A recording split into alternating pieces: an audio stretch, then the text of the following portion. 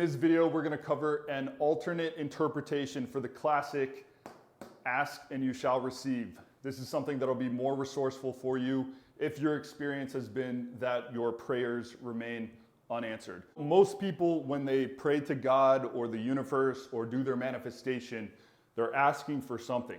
They want to receive something, say the end result, a fitter body, more money, a healthy relationship. They're asking God for the thing and they expect to receive it just for asking because of the statement, ask and you shall receive. The nuanced interpretation of this statement that I think will be more resourceful for you is realizing what is it that you are actually receiving. Because in my experience, prayers do get answered, but they're answered in a way that you might not find apparent on first attempt. When we set a prayer, we set an intention, okay? That's going to be what it is that we want. Now, a lot of people think that once you set the intention, that's a direct line to getting the result. Now, of course, more advanced people understand that they have to put in the work to receive the thing. It's not all about the secret. It's not all about manifestation. But a lot of people think this is how it goes. Step A, step B, you've got the result. Work in between. That's not actually the case. What happens when you pray to God or the universe is the intention summons a counter intention.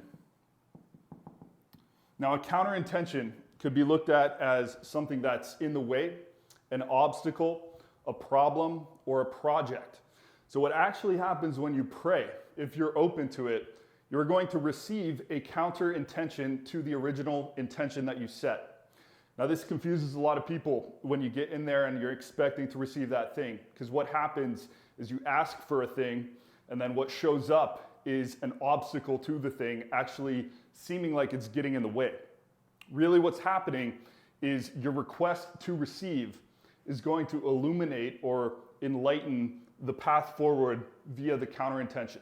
So Ryan Holiday has a book called Obstacle is the Way. It's kind of along those trains of thought, but it's a little bit more nuanced. I'm going to give you a few examples. So let's say you pray and you want to receive a fit body.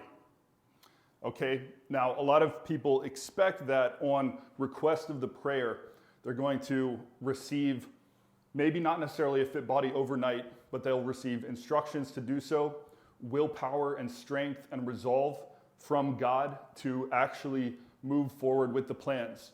What often happens is you request the fit body, you might choose a workout plan, and then what shows up as a counter intention is going to be lack of energy.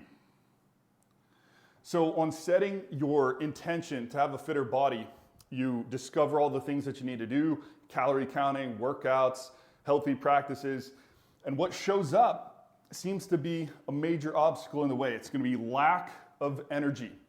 And now you're sitting here thinking, I've prayed to God, I've asked to receive this better health, yet what showed up is lack of energy. Now what this is, it's not actually an obstacle in the way, it's not actually a deterrent from your success. What's happening here is the counter intention is summoned to show you what work you need to do in order to get that fit body. So if you're not feeling the energy to count the calories, the motivation to go do the training, let's maybe first work on hydration. Let's work on cellular health. Let's work on sun exposure. Let's work on meditation, calming the nervous system, getting yourself out of fight or flight so we can increase the energy. This also might be removing people from your friend group who bring your energy down, removing the crabs out of a bucket syndrome from your life of people trying to pull you off of your path, right? So this is actually the key to achieving this. And it's going to seem counterintuitive. And a lot of times the answers to your prayers that you receive are counterintuitive. Because if they were intuitive for you, you would already know what to do, you'd already be doing it, and you'd already be succeeding. So essentially what we're trying to do by setting an intention is actually shining a light onto the shadows which are going to reveal the action steps or the projects or the obstacle that needs to be blasted through to actually achieve the intention. I'll give you another example, one that hits home for me. Personally, this happened to me earlier this past year, 2023. So I set the intention to triple my biz. And you know what happens pretty much the next week is we get banned on Facebook ad platforms. We have supply chain issues. Our supplier pretty much just can't even work for us anymore. On initial assessment of the circumstances, I would think, oh man, I just tried to make this goal and here comes a big giant sledgehammer, right? It's screwing with my goal. You know what was actually happening was I asked for the growth, and what happened was my current supply chain got messed up. And what that revealed to me is that in order to get the 3x biz, I had to work with a new supplier. Everything was fine at the current level, but when I started praying and asking for knowledge, for wisdom to 3x the business, the supply chain broke, and it showed me, that obstacle showed me what I needed to do to work on to actually achieve that 3x in biz.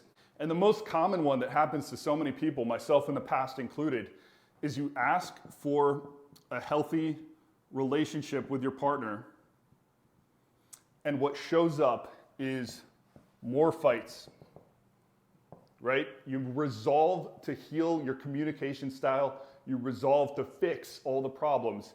What happens is more fights, you start seeing more red flags in your partner, little things just start kicking up, and it goes to chaos. What this is, a lot of times, is showing you, in order to get your intention of healthy relationship, that person needs to go, and you need a new one in that place. Hopefully you're tracking with me so far. So what I want to go into next is gratitude, and a nuanced approach to gratitude that's a lot more effective than the typical sitting down on your couch thinking, I'm grateful for my family, I'm grateful for this shelter, this food, okay? So gratitude is an amazing tool to start giving the universe or giving God the feedback that you're appreciative of what's showing up. So you're going to be doing a lot of asking, you're going to be doing a lot of receiving. What you're going to be receiving is counter intentions. Hopefully you take that call to adventure, that call to challenge, blast through those and actually get what you want. And once you're experiencing the explosive growth in all areas of your life because you're going through this process, what you want to do is start executing gratitude for what did not fit in your preferences. This is a concept my coach Victor taught me, which is when we express gratitude and live in that gratitude for what does not fit in our preferences, what we are doing is we're giving that feedback loop to God that we are ready to handle the counter intentions. The way this can look is, thank you, God, for not letting that relationship work. Thank you, God, for putting this person in my life who triggered me in all these ways. Again, thank you, God, that my supplier messed up when we were handling those low volumes so I could correct the issue right out the gate, so when we did triple our growth, we would be ready to handle it. My coach Victor calls it unconditional gratitude or condition-independent gratitude. I'm grateful for everything I receive because it all fits into the picture of giving me wisdom on how to assess my current circumstances, find little golden nuggets out of that, learn what I need to do moving forward. So you want to be grateful for the whole picture, the good and the bad. All truths are but half-truths. There's always a good and a bad side of every situation.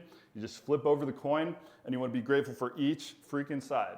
And again, what that's going to do for you is it's going to create a feedback loop from you to God, letting God know that you are ready to receive those counter intentions, the obstacles that will become the way. Very, very important. It's a powerful, nuanced approach to gratitude. It will work very well for you. So if you try it out, let me know down in the comments. Hope this brought some value to you. Have a good day.